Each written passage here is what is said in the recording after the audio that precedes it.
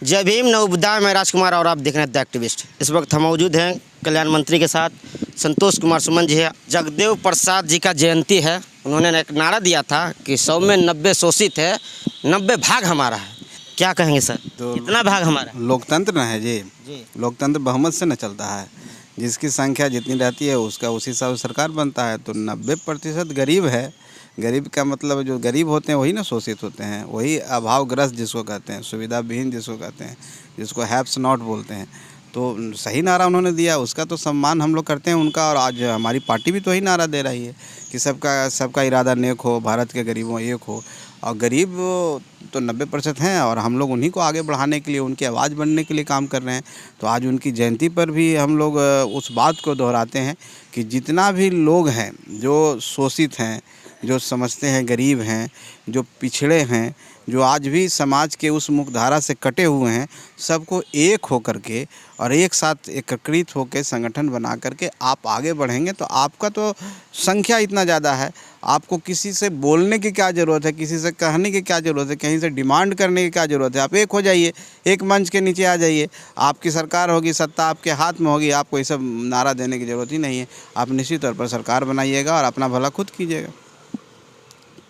आप उनके बातों को लेकर आगे चल रहे हैं, लेकिन जनता के लिए क्या कर रहे हैं? अभी भी नहर के किनारे, चाट के किनारे, और नीतीश कुमार स्मार्ट सिटी के नाम पर यहाँ से उखाड़ के फेंक रहे हैं, वहाँ से उखाड़ के फेंक रहे हैं। साथ निश्चित योजना भी फेल दिखाई दे रहा है। तो खाली 90 शोषित है, लेकिन 90 भाग हमारा तो है। ये 90 लोग ही भाग रहे हैं जिन्हें सरकार उजाड़ के फेंक रही है। गरीबी का मतलब क्या होता है? शोषित कौन होते हैं? जो सामाजिक स्तर पर, आर्थिक स्तर पर, शैक्षणिक स्तर पर पिछड़ जाते हैं। और उसको आगे हम कैसे कर सकते हैं? बाबा साहब ने बोला था कि राजनीति एक ऐसी चाबी है जिससे विकास का ताला सुनता है। और जब विकास आपको करना है, राजनीति में आगे बढ़ना है, तो आपको एकजुटता दिखाना। हम उनके नारा को लेकर के ये कहना चाह रहे हैं कि उन्होंने मैसेज दिया था कि 90 भाग हमारा है, मतलब हम 90% हैं इस समाज में। और 90 जब हो करके 10 का शासन नहीं चलेगा, मतलब कि 90% पर 10 का शासन चल रहा है। उस समय उन्होंने जनता को बोला था, अपने लोगों को, कि तुम लोग कैसे हो कि तुम 90 हो करके भी 10 का शासन में रहते हो। जब तक तुम्हारा शासन नहीं आएगा तब तक तुम्हारी जो समस्याएं हैं वो ख़त्म नहीं होगी। और जहाँ तक आज के कंटेस्ट में आप बात कर रहे हैं, तो ऐसी बात नहीं है। माननीय नीतीश कुमार जी एक अच्छी सरकार चला रहे हैं। माननीय नीतीश कुमार जी की योजनाएं हैं जो गरीबों के लिए है, दलितों के लिए है, महादलितों के लिए है, उसमें कहीं कोई नहीं है। और हम लोग पूरी कोशिश कर रहे हैं कि हम लोग उनको आगे बढ़ाएं। जहाँ तक स्वर्गीय जगदेव प्रसाद जी की बात है, उन्होंने मैसेज दिया था समाज को। आज भी मैं भी कहना चाहता हूँ समाज के उन लोगों से कि जो आप टुकड़ों में बट करके अलग अलग संस्था चला के और अलग अलग कास्ट वाइज संगठन चला रहे हैं, ये जब तक करते रहिएगा जब तक आप शोषित रहिएगा। आप एक हो जाइए और उनको अगर सही मानते हैं, उनको आदर्श मानते हैं, और जिनके आज जन्मदिन मना रहे हैं आप लोग, उन्होंने ये नहीं कहा था कि तुम अलग हो। उन्होंने कहा था कि 90 भाग तुम्हारा, 90% तुम हो इस राज में, और 90% तुम हो तो 10% को क्यों तुम मौका दे रहे हो? आप एक हो जाइए ना। एक होकर के अपनी सत्ता खुद बनाइए, अपने विकास की खुद बात कीजिए, अपनी लड़ाई खुद लड़िए। कौन आपको रोका है? तो हम यही कहेंगे आज के समय में कि हम सबको एक हो जाना होगा। और उनके आदर्श को, उनका जो टीचिंग्स था, उन्होंने जो आइडियोलॉजी दी थी, उन्होंने जो विचारधारा दिया था, इसीलिए तो लेनिन बोले जाते थे। वो मगध के, बिहार के लेनिन बोले जाते थे। और बिहार में ऐसा कोई जगह नहीं है जो उनको जानता नहीं है। और उस लड़ाई के लिए उन्होंने अपना जान दिया था। तो लोगों को, उनको आदर्श मानने वालों को, सबको एक हो जाना चाहिए। और इस तरह की बात भी नहीं होनी चाहिए कि यहाँ परेशानी है। आप एक हो जाओ ना, एक हो जाओ, अपनी सत्ता लो, अपना विकास करो। मैं तो यही कहता हूँ, सब एक हो जाइए और एक हो करके अपने कल्याणार्थ काम कीजिए। किसी से शिकायत करने की ज़रूरत नहीं है आपको। आज़ादी के इतने वर्ष हो गए, फिर भी 90% लोग एक नहीं हो पाए। आपके नज़र में कोई आइडिया, कोई दिमाग ऐसा दीजिए जनता को कि वो 90 लोग एक हो सकें। इसमें आइडिया क्या है? बाबा साहब ने बोला था कि जात पात छोड़ो, सब एक साथ। जो उन्होंने बुद्धिज़्म स्वीकार कर लिया था। और बुद्धिज़्म स्वीकार करने का मतलब ही था कि वो मैसेज देना चाह रहे थे उन गरीबों को, उन पिछड़े को, दलितों को, कि सब जो आप जात पात में बटे हुए हो उसको छोड़ करके एक हो जाओ, तुम्हारा भला खुद हो जाएगा। क्योंकि कोई व्यक्ति तुम्हारा भला नहीं कर सकता है।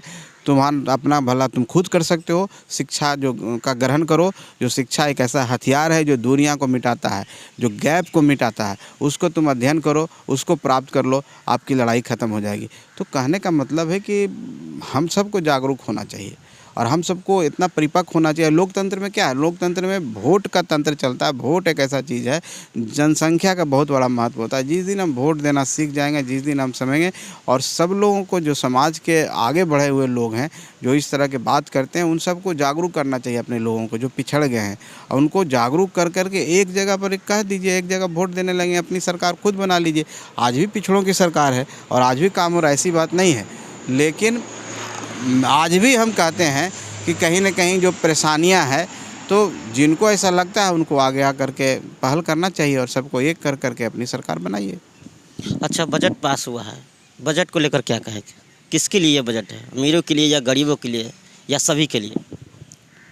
देखिए, बजट का बहुत बड़ा डायमेंशन है और बजट किसी के लिए नहीं बनाया जाता है। बजट तो सबके लिए बनाया जाता है और बजट का मतलब यही होता है कि जो एक्सपेंडिचर है, आपका इनकम है, उसका एक स्टेटमेंट है और आपके क्या आगे का क्या कार्य योजना है और क्या विकास करना चाहते हैं, उसका एक उसमें विज़न होता है।